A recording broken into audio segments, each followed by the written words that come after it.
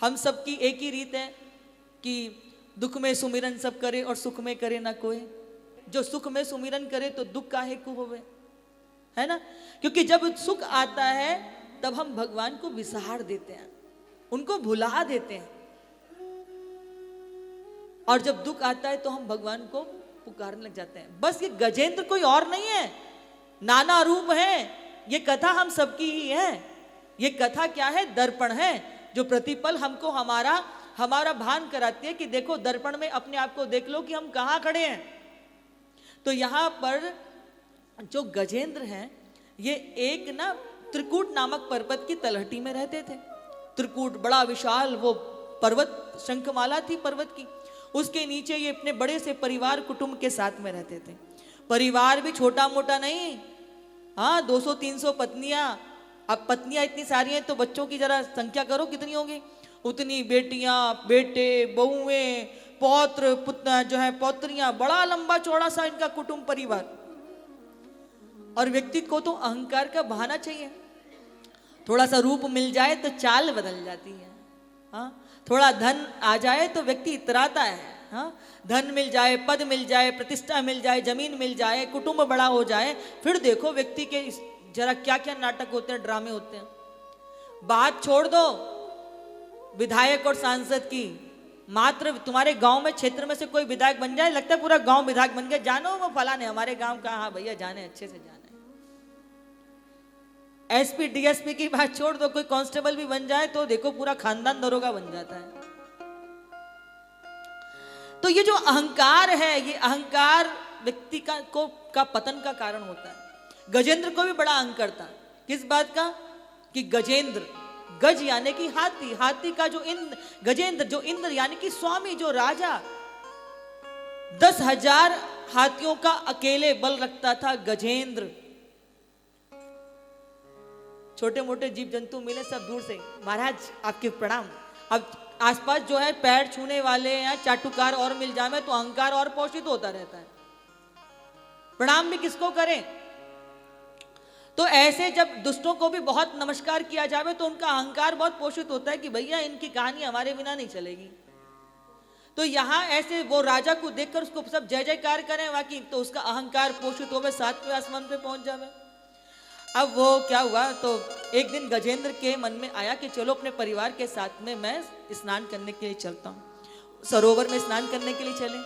वैसे भी सहज आपने देखा होगा हाथियों को जल में क्रीड़ा करने का बड़ा शौक होता है, बड़ा उनको रस आता है, आनंद आता है। और आनंद किनके साथ आएगा? आपको आपकी प्रिय वस्तु मिल जाए पाने के लिए, पहनने के लिए, खाने के लिए, घूमने के लिए, लेकिन आपको पूर्ण आनंद नहीं आएगा। पूर्ण आनंद तब आएगा कि जब आप उसको व्यक्त कर देंगे, आपको समझने वाले, आपको जानने वाले, आपके साथ प्रियता रखने वाले आपके साथ होंगे। असली आनंद तब आएगा। एक तो गजेंद्र को जल मिल गया, उसमें उसको संपूर्ण परिवार मिल गया, कुटुंब मिल गया। अब तो भैया वह सरोवर में अंदर भीतर जाके सब सूढ़ों में जल भरें, एक दूसरे पे डालें, जो है उसमें किलोल करें, खेल करें, खूब आनंद ले रहे हैं। और स्नान करते हुए, किलोल करते हुए लंबा समय बीत गया, सब पता ही नहीं है आनंद में कहाँ समय बीत जाता है। इतने में क्या हुआ, जल का एक जीव आया, कौन? ग्राह। आकर के उसने गजेंद्र के चरण को, पैर को पकड़ लिया। अब जैसे ही पैर को पकड़ा तो क्या हुआ, गजेंद्र को लगा कि साधारण किसी जीव जंतु ने मेरा पैर पकड़ लिया होगा, लेकिन जैसे ही उसको पता चलेगा कि साधारण हाथी नहीं है, तो साक्षात गजेंद्र महाराज है, भय के मारे अपने आप छोड़ देगा। तो जब पकड़ा था उसी समय उसकी उपेक्षा कर दी। अब क्या हुआ, अब उसको और अच्छे से अपना पाश बनाने में आसानी हो गई। ग्राह ने दबा करके पैर पकड़ लिया। अब उसको, उस पैर को पूरे अपने जबड़े में भर लिया, क्योंकि उन्होंने उसकी उपेक्षा कर दी। अब जब उपेक्षा करी तो पूरा अवसर मिला, पूरे पैर को अपने जबड़े में, अंकुश में ले लिया। गजेंद्र को लगा कि लगता है ये समझ नहीं पाया, अभी झटका देता हूं, दूर जाके गिरेगा। जैसे ही पैर उठा करके झटका मारना चाहा, बंधुओं पैर उठा नहीं पाया। गजेंद्र को लगा अभी 10,000 हाथियों का बल दिखाता हूं इसको, ऐसा घुमा के पटकूंगा, जाने कहां जाके गिरेगा। अब अपने 10,000 हाथियों वाले बल को आजमाने लगे तो बंधुओं पैर उठाने की बात तो बहुत दूर की बात, दिल जैसा भी ये उस पैर को घुमा नहीं पाए। अब तो पीड़ा बहुत अधीर करने लगी, आंखों में से अश्रु निकल आए, बिलबिला गए, तड़प गए। अपना पूरा प्रयास कर लिया, 10,000 हाथियों का बल लगा लिया, पर वो बल काम नहीं आया। अपनी पत्नियों को पुकारा, पत्नियां एक से दूसरी, दूसरी से तीसरी सूंड में सूंड फंसा करके लग गई। पुत्रों को पुकारा, बहुएं लग गई, पुत्रियां लग गई, पौत्र लग गए, सब लग गया, पूरा कुटुंब खानदान लग गया। अब क्या चल रहा है, वो जोर लगा के हईसा, जोर लगा के हईसा। फेविकोल का जोड़ है भैया, टूटेगा नहीं, ऐसा ही मामला हुआ वहां पे भी। अब वो लगे पड़े हैं 10 दिन 15 दिन। पत्नियां बोली, पिताजी तो ससुर जी तो बाहर आते नहीं, लगता है इनके साथ साथ में हमारी भी लीला यहीं पूरी हो जाएगी। पत्नियां मुख मोड़ मोड़ के जाने लगी। पुत्रों ने डराया भी, बोले अरे महाराज छोड़ो, ये तो बाहर आते नहीं, हम और चले जाएंगे। तो फिर नाती पोते चल दिए। अब बेटे जो है ना वो कर्तव्य बोध से, और पत्नियां लगी रही। अब पुत्र भी कहते पिताजी तो बाहर आते नहीं, लगता है भूखे हम भी मर जाएंगे। तो पुत्र भी मोड़ मोड़ के चल दिए। आप सोचो, तिल जैसा पैर गजेंद्र का बाहर नहीं आ पाया, इतने लगने के बाद भी। एक तो जल का जीव, शक्ति वैसे ही प्रबल हो गई। अब क्या हुआ कि कुछ दिन तक पत्नियां कर्तव्य बोध से, हाँ, मर्यादा के कारण लगी रहती हैं। पत्नियां भी मुख मोड़ के चल दी। गजेंद्र ने कहा जीवन भर इनकी सेवा में लगे रहे, सेवा करते रहे, और आज जब ये विपत्ति आई है तो ये सब मुझे छोड़ के जा रहे हैं, ये मुझे छोड़ के जा रहे हैं। एक टक गजेंद्र जो है अपने परिवार वालों को निहार रहा है कि देखो जिंदगी भर इनका भरण किया, पोषण किया, पाला, हाँ, और आज ये भी मुझे छोड़ के चले गए। अब विचार कीजिएगा, बड़े ध्यान से सुनिएगा। राजा पने का जो अहंकार था वो काम आ रहा है क्या? आया? 10,000 हाथियों का बल काम आया? जिस कुटुंब परिवार के ऊपर इतना अहंकार था वो काम आया क्या? आया क्या? हम जीवन भर किस लिए मरते हैं? जीवन भर लगे रहते हैं, हमारा नाम हो जाए, नाम हो जाए, हमें कोई पूछ ले, हमें पुकार ले, अरे फलाने ने हमारा नाम नहीं लिया, डिकाने ने हमारा नाम नहीं लिया। जरा शरीर छोड़ने दो, 2 मिनट के अंदर पल नहीं लगेगा कि फलाना कहेगा कि मर गया। एक पल नहीं लगता, जबकि हमारे यहां मरा शब्द कभी था ही नहीं। हम पशुओं के लिए मरा शब्द इस्तेमाल करते थे, मनुष्य के लिए कभी मरा शब्द इस्तेमाल करते ही नहीं थे, क्योंकि मनुष्य एकमात्र ऐसी योनि थी जो इस मृत्यु लोक में भजन करके परमार्थ कल्याण के लिए भगवान कृष्ण का भक्त होता है तो वैकुंठवासी होता था, हाँ, राधा जी का भक्त है तो गोलोकवासी।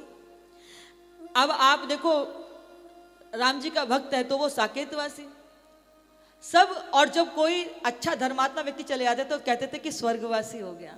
अभी हम क्या कहते हैं, हमारी भाषा का संस्कार देखो, मर गया। क्यों कहते हैं मर गया? क्यों आया हमारी जिह्वा पर? क्योंकि पशु भी खा पी करके भोग करके जाता है, मरता है, और मनुष्य भी खा पी करके भोग करके मर ही रहा है। वो आत्मचिंतन नहीं कर रहा, वो भजन नहीं कर रहा, वो कीर्तन नहीं कर रहा, वो परमार्थ नहीं कर रहा। वो कार्य तो कर रहा है पर सत्कार्य नहीं कर रहा। इसीलिए पशु भी मरने लगा और मनुष्य भी मरने लगा। वो कोई धाम नहीं जा रहे भगवान के। तो यहां पर क्या हुआ, गजेंद्र का अपना अहंकार, राजा पने का अहंकार, 10,000 हाथियों के बल का अहंकार और परिवार का अहंकार काम नहीं आया, कुछ काम नहीं आया। तब वो किसको पुकारे, किसको बुलाए? जिंदगी भर संसार को भजा, परिवार को भजा, गुमान में रहा, आखिरी समय कोई काम नहीं आ रहा है। तो अंदर से बड़ी सुंदर स्तुति उनके प्रकट हुई है। एवं व्यवसितो राजा एवं व्यवसितो बुद्ध समाधाय मनोहृतिम जय जापे परमम जापे प्राग जन्मनु शिक्षितम। हे प्रभु, जिसने सृष्टि को बनाया, जिसकी कृपा से ये सृष्टि टिकती है, जिसकी कृपा से सृष्टि लय होती है, जिसकी कृपा से सूरज निकलते हैं, छिपते हैं, जो इस क्षेत्रज्ञ का स्वामी है, जो अजन्मा हो करके भी जन्म लेता है, जो निराकार होकर के भी साकार होता है, जो अव्यक्त होकर के भी व्यक्त होता है, जो विराट होकर के भी सूक्ष्म बन जाता है। हे प्रभु, आकर के मेरी रक्षा करें। एवं व्यवसितो बुद्धा समाधाय मनोहृति जय जापे परमम जापे प्राग जन्मनु शिक्षितम। भगवान को पुकारने लगे। अब जैसे प्रभु को पुकारा है बंधुओं, मेरे नारायण भगवान तत्क्षण अपने भक्त की पुकार को सुनकर उसके कल्याण करने के लिए, उसकी रक्षा के लिए चल दिए। तो यहाँ उनके जो वाहन है ना, गरुड़ को भी अभिमान हो गया कि देखो त्रिलोकीनाथ को, त्रिलोकी के स्वामी को अपनी पीठ पर उठा करके बैठा के उड़ता हूं। भगवान ने कहा अच्छा इनको भी अहंकार हो गया, त्रिलोकी के नाथ को अपनी पीठ पर लेके। बोले गजेंद्र का उद्धार तो बाद में करेंगे, पहले इनका उद्धार कर देते हैं। प्रभु जल्दी से बाहर आए और जो है गरुड़ जो है बिल्कुल तत्परता से खड़े थे, प्रभु जल्दी चलो गजेंद्र के ऊपर बड़ा संकट है। बोले अच्छा। भगवान ने क्या किया, अपनी कन की उंगली के नाखून को उसकी पीठ पर धर दिया। बोले बड़े त्रिलोकी के नाथ को रोज उड़ा करके लेके चलते हो, जरा आज हमारे नक, इनको लगा जिनको संपूर्ण उठा करके चलता हूं उनके नक को उड़ाना कौन सी बड़ी बात होगी, ये कौन सी विलक्षण बात होगी। तो उन्होंने जैसे ही अपना नक रखा, गरुड़ को लगा अभी पंख उड़ाता हूं, अपने पंखों को पसारता हूं, फैलाता हूं। भगवान के नख को उड़ाने की बात तो छोड़ो, वो हिला नहीं पाए। अपने पंखों को फैलाना चाहा पर पंख खुल नहीं रहे, पसीने से लथपथ लथपथ लथपथ लथपथ हालत ऐसी हो गई कि भूमि में ढेर। भगवान बोले त्रिलोकी के नाथ को तुम लेके नहीं चलते, त्रिलोकी नाथ की कृपा है कि तुम त्रिलोकी के नाथ के साथ हो। क्षमा याचना करने लगे, प्रभु मुझसे बड़ा अपराध हो गया, मुझसे बड़ी गलती हो गई, पश्चाताप करने लगे। ये मेरा नहीं, ये आपकी कृपा है नाथ जो आप मुझे अपने साथ रखते हो। गरुड़ को क्षमा किया प्रभु ने, गरुड़ की पीठ पर बैठे। और यहाँ भगवान जब गजेंद्र की पुकार को सुनकर के आए हैं तो ग्राहक गजेंद्र को खींच करके जल के भीतर लेके जा रहे थे। नन्ही सी सूंड ऊपर है उनकी। भगवान ने एक हाथ से गजेंद्र की सूंड को पकड़ करके हाथी को, गजेंद्र को बाहर निकाला है और दूसरे हाथ से सुदर्शन छोड़ करके ग्राहक को बीच में से उसको क्या किया, सुदर्शन से बीच में से काटा है। और यहाँ गजेंद्र का भी उद्धार किया भगवान ने, ग्राहक का भी उद्धार किया। आप कहोगे कैसे?